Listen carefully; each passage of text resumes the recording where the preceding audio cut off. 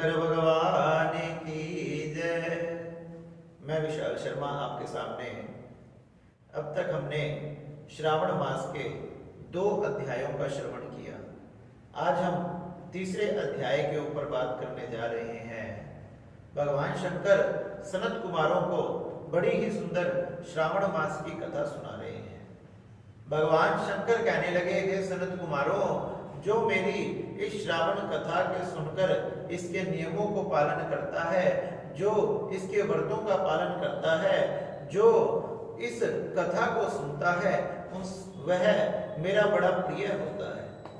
मैं उसके सभी प्रकार के कष्टों का, दुखों का हरण कर लेता हूँ। सनत कुमार कहने लगे, हे भगवान शंकर, आपने जो व्रतों का हमें उपदेश दिया, कौन से वार में कौन सा व्रत रखा जाता है, कौन सी तिथि में कौन सा व्रत रखा जाता है, इनसे हमारी अभी तृप्ति नहीं हुई।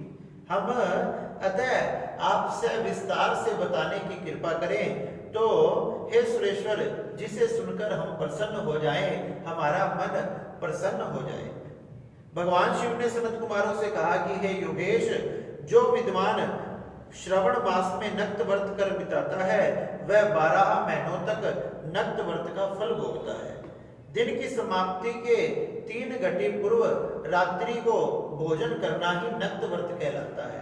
बताया गया उक्त नक्त व्रत भोजन में क्या किया जाता है, सूर्य अस्त के पहले 3 घंटों को छोड़कर उसके बाद भोजन करना ही नक्त व्रत कहलाता है। आप सुबह दूध का सेवन करें, लस्सी का सेवन करें, या इससे भी ना रहा जाए तो फल फ्रूट का सेवन करें, तथा सूर्य अस्त के 3 घंटे बाद अगर आप भोजन करो, वह भी एक तरह से नक्त व्रत कहलाता है। हम भगवान शंकर के लिए ये नक्त व्रत भी धारण कर सकते हैं। क्या क्या बताया गया, सूर्य अस्त के पहले 3 घंटों को संध्या काल कहा जाता है। इस संध्या काल में ना तो आहार, ना मैथुन तथा ना निद्रा ऐसे कार्य नहीं होते। और तो और किसी पुस्तक को पढ़ना, स्वाध्याय करना, ये इस काल में निषेध बताए गए। कहने लगे, अगर ये कार्य इस काल में किए जाते हैं तो इसका बड़ा दोष होता है, जिसका मनुष्य ने पाप भुगतना पड़ता है, कर्म भुगतना पड़ता है। बताया गया गृहस्थी एवं सन्यासियों के अलग अलग भेद है। बताया गया नक्त भोजन भी 2 प्रकार की अवस्था है। मुझसे ध्यान से सुनो। जब सूर्य नारायण के मंद होने पर अपने देह की छाया हमें 2 गुनी दिखाई देने लगे, हमारी छाया हमें डबल दिखाई देने लगे, तो उसी समय हम सन्यासियों के लिए नक्त भोजन कहा गया। बताया गया कि शास्त्रों में गृहस्थ के लिए नक्षत्र के उदय होने पर रात्रि भोजन करने को नक्त व्रत कहा गया। बताया गया कि सन्यासियों के लिए रात्रि काल में भोजन करना निषेध है, तथा बताया गया कि दिन के अष्टम भाग में भोजन का विधान है। गृहस्थी को विधि द्वारा रात्रि में नक्त व्रत करना चाहिए, सन्यासी विधि द्वारा रात्रि में नक्त व्रत करना चाहिए, तथा सन्यासी, विधवा, विदुर पुरुष सूर्य नारायण के अस्त हो जाने पर सूर्य नारायण के अस्त हो जाने से पहले भोजन करें।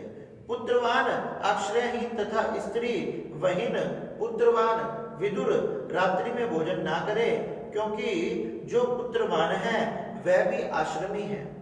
श्रावण मास में नक्त व्रत को करने वाला प्राणी उत्तम गति को प्राप्त करता है। श्रावण मास के आ जाने पर प्रथम तिथि से ही प्रातःकाल संकल्प करे कि मैं श्रावण मास में 1 मास तक ब्रह्मचर्य व्रत का पालन करूंगा, तथा भगवान शिव शंकर के लिए प्रतिदिन सुबह स्नान करूंगा, तथा भगवान की पूजा करूंगा। रात्रि में शयन तथा प्राणियों पर दया करूंगा।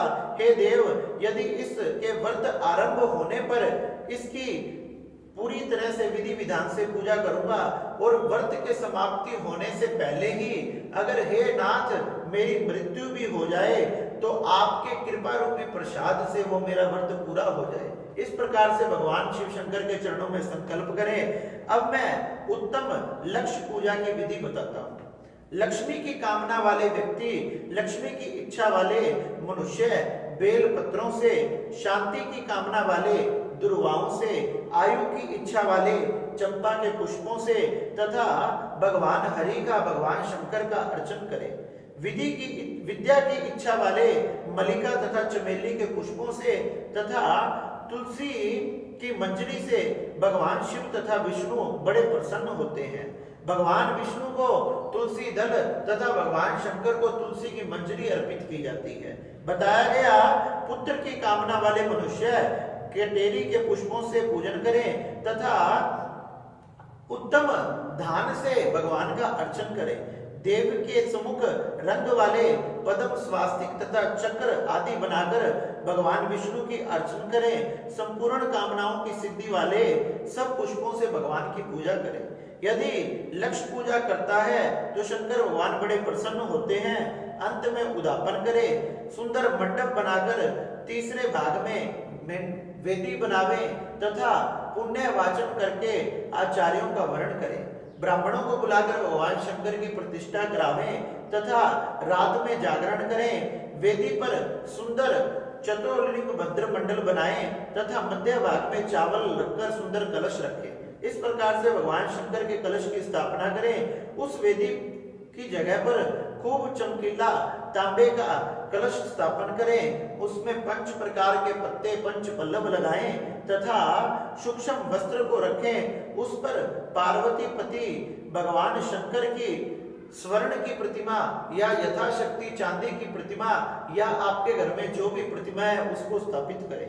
बताया गया भगवान को पंचामृत से स्नान कराकर स्थापित करें। नैवेद्य युक्त धूप, दीप तथा बेलपत्र तथा तुलसी मंजरी आदि से भगवान का पूजन करें।